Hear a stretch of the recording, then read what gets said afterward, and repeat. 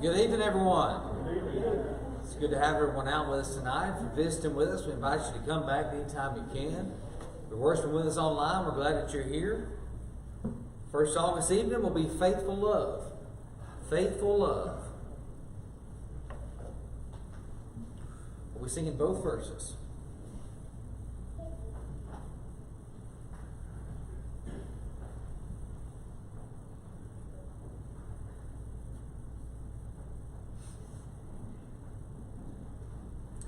Faithful love flowing down from the thorn-covered crown, makes me whole, saves my soul, washes whiter than snow. Faithful love calms each fear, reaches down, rise each tear, holds my hand when I can stand on my own.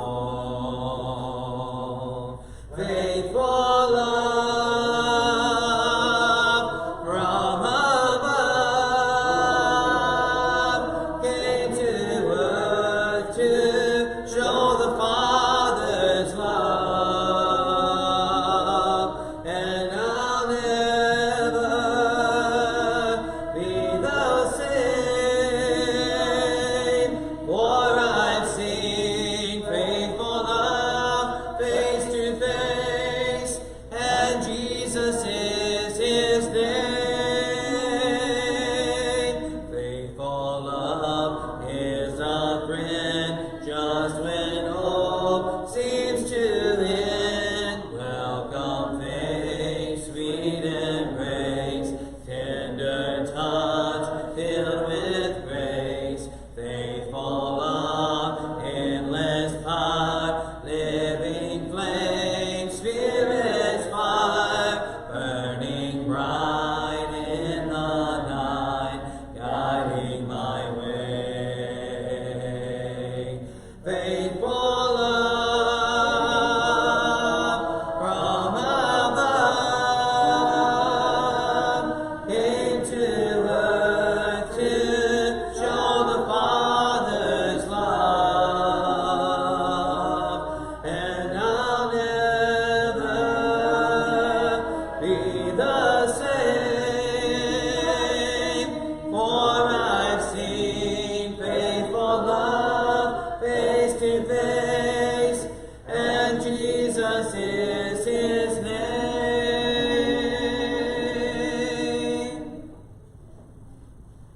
Our next song this evening will be You Are My All in All. You are my all in all.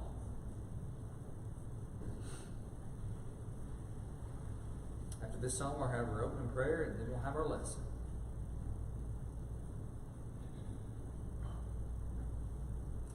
You are my strength when I am weak. You are the treasure that I seek. You are my all in all. Seeking you as a precious jewel, Lord, to give up I'd be a fool. You are my all in all.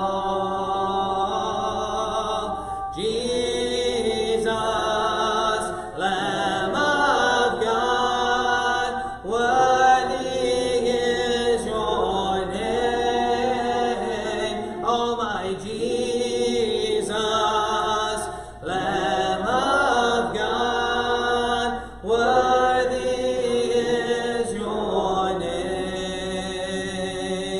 Taking my sin, my cross, my shame, rising again, I bless your name. You are my all in all. When I fall down, you pick me up. When I am dry, you fill my cup. You are my all in all. Jesus, Lamb of God, worthy is your name. Oh, my Jesus, Lamb of God, worthy is your name.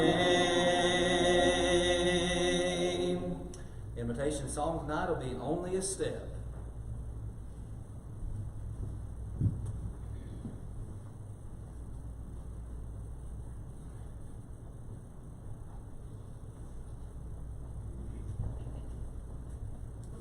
Let's pray.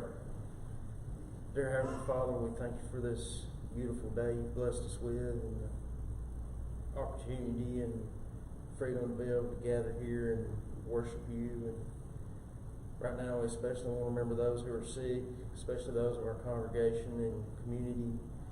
Be with all those who have lost loved ones. Be with our country and our leaders, that they'll make decisions and look to you for guidance. Be with our elders and deacons here as they guide us. And they'll guide us as you see fit. Be with our men and women who are overseas serving. Bring them home safe. Be with our children as they start this new school year, and watch over all them and let them be good examples and look to you. Be with us through the remainder of this week. Bring us back next point in time. Christ name pray. Amen. Amen.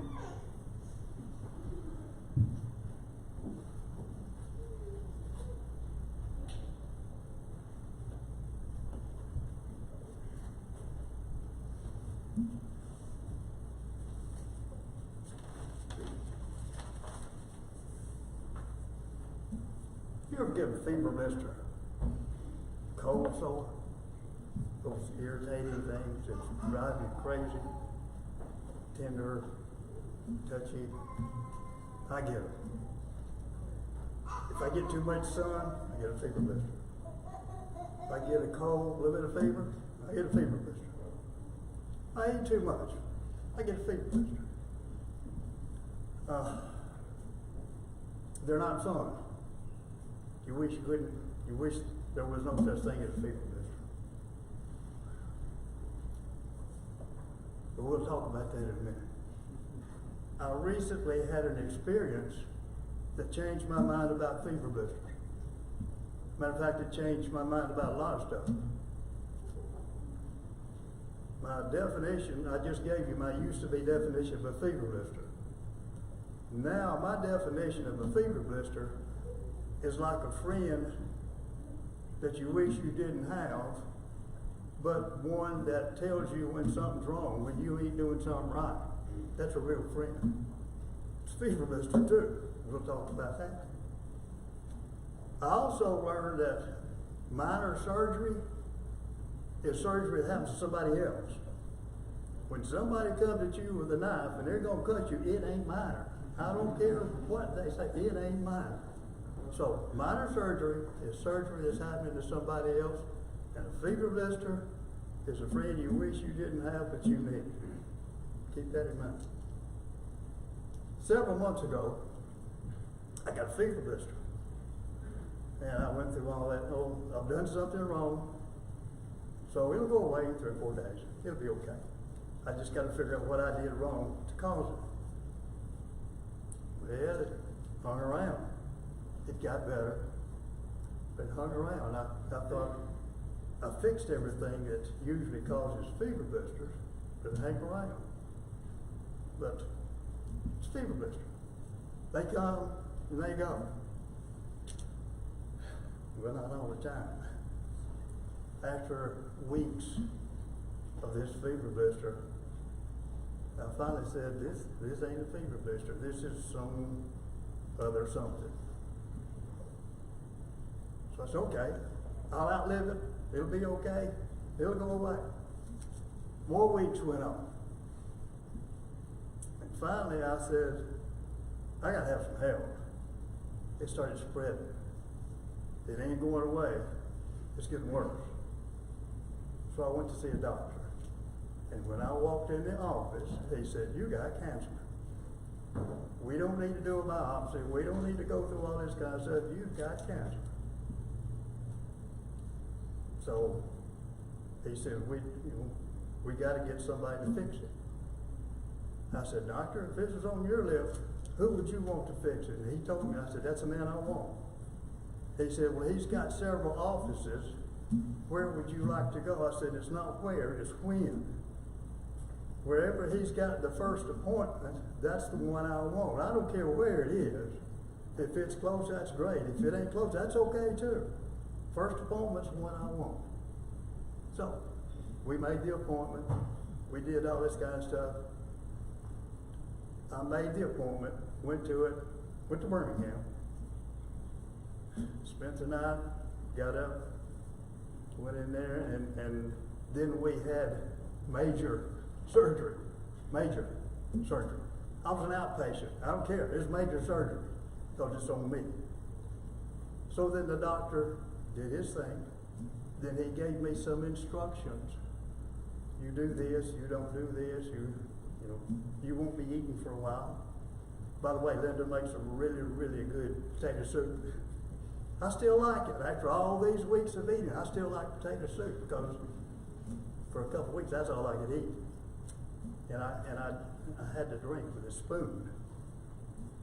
You've been to the doctor, possibly at a dentist, and had Novocaine, where you don't feel anything. Well, that's the way I still am, as a matter of fact. So I eat now in front of a mirror because if something's coming down here, I want to know it. So I eat in front of a mirror and I wipe my mouth after every bite. That's okay. That's okay because I don't have the cancer anymore. So it's all good. So I got thinking the other day, I've had an experience. Did I learn anything from it? Or surely I've learned something from it besides a couple of definitions. So I got to thinking, this is kind of like the way sin or an addiction gets to us. I'm sure that there's not an alcoholic or a drug addict or a gambling addict or any kind of addict woke up one morning and said, I think I'll be an addict. I think I'll be an alcoholic. I don't think anybody has ever said that. We've always heard the statement, God works in mysterious ways. The devil does too. Because he makes us think everything's all right when maybe everything is not all right. So I compared my situation with what can happen to anybody. The Bible says if you think you stand, take heed lest you fall. So we have to be diligent. We have to be diligent. We have to self-check. Am I doing okay? Is this okay? For example, my parents used to play cards with friends. Back when we didn't have all these appliances and all this stuff to save us time, people had time to visit. Now that we've got all this stuff to save our time, we don't have time. I don't know where it went. But way back then, when my parents were young, they played cards with friends. Mostly rook. Kept scores and all that. Wonderful thing. What if, though, you get to playing cards and then you say, well, to keep us honest, let's play for a penny.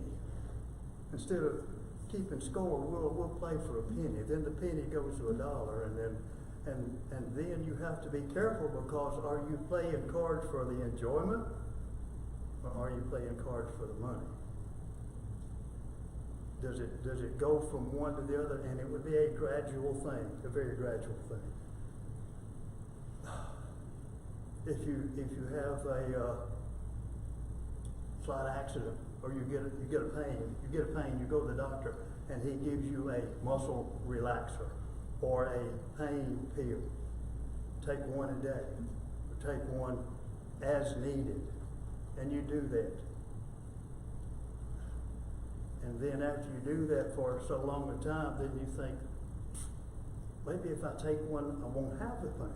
Don't take it for the pain, take it to prevent the pain. And that works so well. Well, then we'll just take one in the morning and one at night, then I'll know I won't have any pain. And And you see where I'm going. If we're not careful, then we are addicted on the painkiller. We have traded a medicine for a drug. I even know I don't know a lot of doctors, but I know that doctors sometimes for your digestion, they will recommend or diagnose a glass of wine at mealtime. It's biblical, a little wine for the stomach's sake. So we do that. So at our meal, we take a glass of wine. That's good. That's great. But then, do we take the glass of wine if we miss the meal? And then we say, well, a glass of wine's good, so 2 glasses of wine's great. And then maybe the wine's not strong enough, so we take another. You see where I'm going again? We have to be careful, because what is a good thing for us, if misused and abused, becomes a bad thing for us. We need to know that. And it comes in stages. In my case, okay, I had a fever blister. After a while, I knew it wasn't a fever blister. But I was in denial because I said it can't be anything bad because I'm in too good health. I'm living in a dream. It can't be bad because it's me. So we go through the denial stage. This playing cards, this money thing for playing cards, that's okay. It keeps us honest. It keeps us from being crazy, all that kind of stuff. And as we increase in the folly, we say it's okay. And then later, much later sometimes, we admit we have passed the denial stage and we admit we're doing something wrong. This ain't right. So then we have to be honest with ourselves, and we have to say, I need help. That's when I call the doctor. I need help, because I can't do this by myself.